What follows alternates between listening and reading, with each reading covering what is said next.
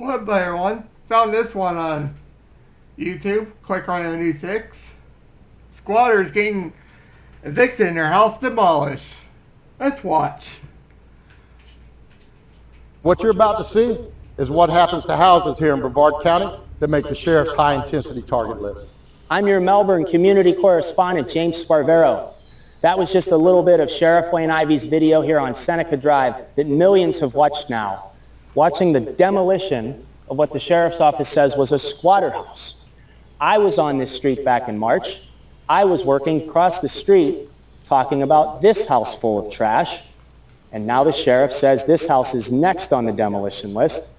That has neighbors who we spoke to very excited. It feels like... Oh, that's good. That'll clean up the neighborhood.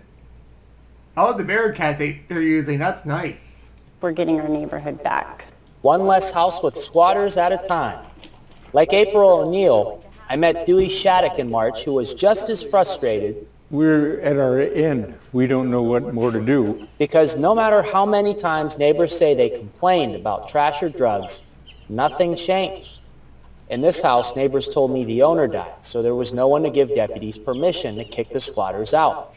So how in just a matter of 6 months did things change? We just kept on it. And April says with help from County Commissioner Rob Feltner, the house is now going to a foreclosure auction.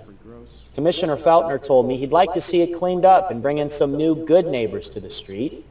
As April understands the process, the house could also be knocked down, just as Sheriff Ivy mentioned, once the auction happens next week. That's when the bank is supposed to buy it and take possession of the property. And according to the Sheriff's Department, they have permission to do the same thing to that home as soon as that happens. Ecstatic, honestly. With the house gone, there's nowhere else for people to squat. In Brevard County, I'm your Melbourne community correspondent, James Sparvero, News 6. That'll be it, everyone. Hopefully they'll get good new neighbors here.